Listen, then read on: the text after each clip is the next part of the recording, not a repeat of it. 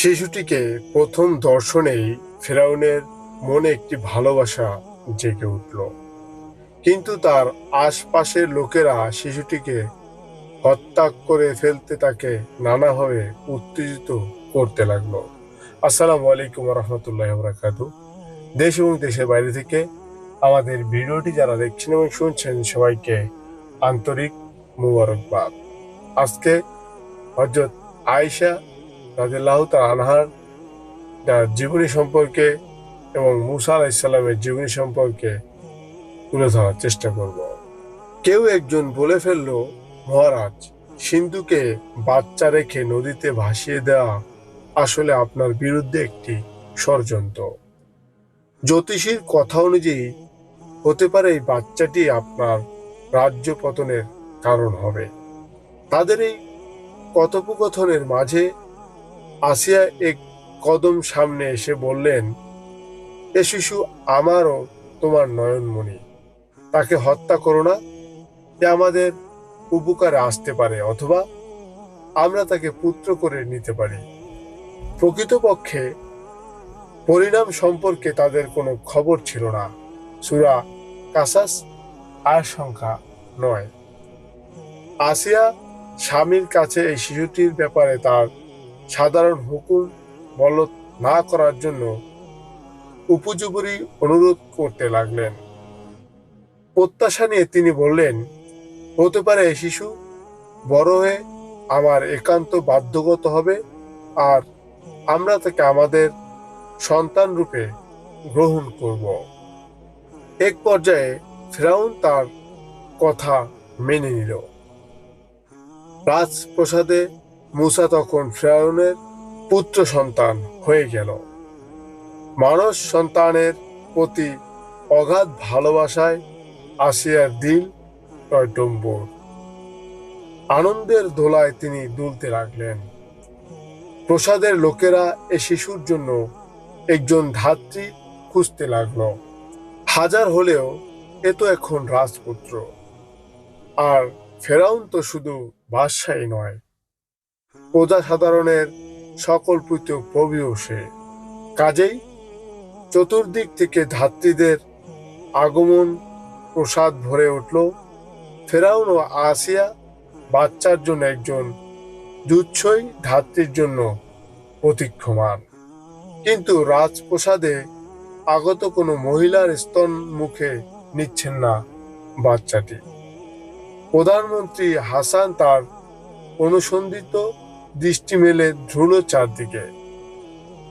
হঠাৎ মুসার সহোদরা বোন সামনে এগিয়ে এসে বলল, আমি একজন ধাত্রী সন্তান দিতে পারি তোমাদের। আশা করা যায় এ বাচ্চা তার দুধ পান করবে।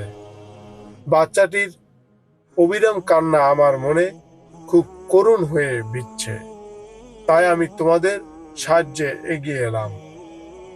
অন্যথায় এতে আমার কোনো গরজ নেই। আসিয়া বললেন, জলদি গিয়ে তাকে নিয়ে আসো। দেখছো না সে কেমন জোরে জোরে চিৎকার করছে?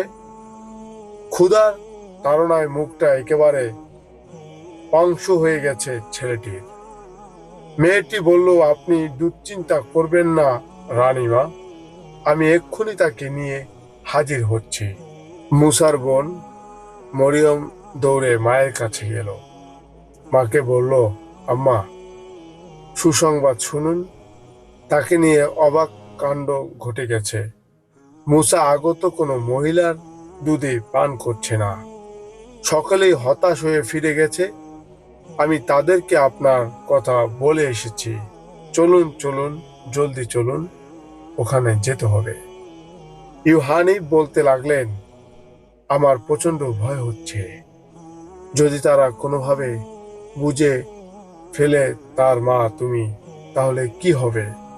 কিন্তু আমার তো আর তর সহ্য হচ্ছে না। সেই কখন থেকে যে অবিরাম দুধ ঝরে পড়ছে। মারিয়াম বলল, আম্মা, তাড়াতাড়ি চলুন, আমাদের অনেক দেরি হয়ে যাচ্ছে। তারা উভয়ে রাজপ্রাসাদে রওনা হলেন। সেখানে পৌঁছে দেখলেন মুসার কান্নার আওয়াজ চারিদিক ছড়িয়ে পড়ছে।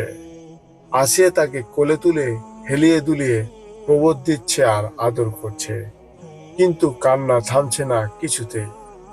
ইউহানিব তার কাছে গিয়ে বললেন, রানীমা, একে আমার কাছে দিন। আসিয়া মরিয়মকে লক্ষ্য করে বললেন, এই ক্লিক সেই ধাত্রী? মরিয়ম বললেন, জি হ্যাঁ রানীমা, আপনি নিশ্চিন্তে বাচ্চাকে তার হাতে দিন। মনে হচ্ছে অবশ্যই সে দুধ পান করবে এবং কান্নাও বন্ধ করবে। ইউহানিব বাচ্চাকে কোলে নিতেই সে নীরব হয়ে গেল। তার চোখে ফুটে উঠল একটি খুশির ঝিলিক। নিতান্ত শান্ত ভঙ্গিতে সে তার দুধ পান করতে লাগলো। পাশে দাঁড়ানো আসিয়া আলাইসাল্লাম খুশিতে তার বুকটা ভরে গেল। প্রশান্তির একটি নিঃশ্বাস ছাড়লেন তিনি। কিন্তু চতুর ফেরাউনের মনের ভেতরে একটি সন্দেহ দানা বেঁধে উঠল। ফেরাউন তাকে জিজ্ঞেস করলো, আচ্ছা বলো তো, কে তুমি? এ বাচ্চা আর সব মহিলা থেকে মুখ ফিরিয়ে তোমার স্তন্য কেন তিনি পান করলেন, মুখে নিলেন? ইউহানি বললেন, আসলে আমার পেশাই হচ্ছে দুধ পান করানো। আমার দুধ বড়ই সুমিষ্ট ও সুপ্রিয়। সব ধরনের শিশুরাই আগ্রহ ভরে আমার দুধ পান করে। আর যে একবার আমার দুধ খায় সে অন্যদের দুধ মুখেই নিতে চায় না। ফেরাউনের প্রধানমন্ত্রী হামানের দিকে ইশারা করে বললেন, এ মহিলার ভাতা দ্বিগুণ করে দাও আর তার থাকার সুবন্দোবস্ত করে দাও। মূসা জননী এসব কথা শুনে এবং পরিস্থিতির অনুকূলতা অনুভব করে অত্যন্ত খুশি হলেন। আল্লাহ পাকের ওয়াদা যে এত দ্রুত বাস্তবায়িত হবে তা তিনি ভাবতেও পারেননি। আসিয়া তাকে বললেন, তুমি আমাদের এই প্রাসাদেই অবস্থান করো। আমি তোমার থাকার জন্য মনোরম একটি কামরা এবং উপযোগী খাবার দাবারের ব্যবস্থা করে দেব। ইউহানি বললেন, রানীমা, আপনাকে অনেক অনেক শুকরিয়া। আমি চাচ্ছি বাচ্চাকে আমার ঘরেই দুধ পান করাবো। সেখানকার কুয়ার বিশেষ খুব মনোরম, আর আমিও অবলীলায় সেখানে চলাফেরা করতে পারবো। এ বাচ্চারও বোধহয় কোনো কষ্ট হবে না। আসিয়া বললেন, তোমার যা ইচ্ছে তা করো। মূসার মা সন্তান নিয়ে ঘরে ফিরলেন। আল্লাহর শুকরিয়া ও কৃতজ্ঞতায় মুখর হয়ে উঠল তিনি। তিনিই তো তার দিলের প্রশান্তি দিয়েছেন, মনের অস্থিরতা দূর করেছেন আর আদরের দুলালকে তার কোলেই ফিরিয়ে দিয়েছেন। খুব বেশি আয়ময় তাকে অপেক্ষা করতে হয়নি। আদরের যত্নে মা ছেলেকে লালন পালন করতে লাগলেন। আসিয়ার যখনই বাচ্চাটিকে দেখতে মন চাইত, তিনি কাউকে পাঠিয়ে তাকে রাজপ্রাসাদে নিয়ে আসতেন এবং দীর্ঘ সময় ধরে তৃপ্তি ভরে দেখতেন। একটু একটু করে মূসা হাঁটুতে ভর দিয়ে চলতে শিখলেন। কখনো কখনো দু পায়ে ভর করে থাকতে কিছুক্ষণ ভাঙা ভাঙা করে অল্প স্বল্প কথাও বলতেন মাঝে মধ্যে। যখনই আসিয়া মূসার সাথে একটু আমোদ আহ্লাদ করতেন, সে অত্যাধিক আনন্দিত হয়ে উঠত। তবে আর কোনো মহিলার সামনে সে এতটা আনন্দিত, এতটা অকৃত্রিম হতো না। কৈশোর পেরিয়ে যৌবনের সিঁড়িতে পদার্পণ করলেন মূসা। আসিয়ার হৃদয় কন্দরে স্নেহের বৃক্ষটি এখন পত্রপল্লবে সুশোভিত। মানসপুত্র মূসাকে না দেখে থাকতে পারেন না তিনি। দুগ্ধপানের মেয়াদ শেষ হতেই মূসাকে রাজপ্রাসাদে দিয়ে গিয়েছিলেন ইউহানিব। জ্যোতিষীর কথা শুনে ফেরাউনের মাত্রা ছড়িয়ে যাওয়ার নিষ্ঠুরতাও তার চোখের সামনে ছিল। অহেতুক ঝামেলা এড়িয়ে চলাই সমীচীন মনে করেছেন তিনি। কিন্তু ফেরাউন জানত না, তার গৃহেই আগ্নেয়গিরি এক ভয়ঙ্কর লাভা বিস্ফোরিত হওয়ার জন্য ধীরে ধীরে স্তম্ভিত হচ্ছে।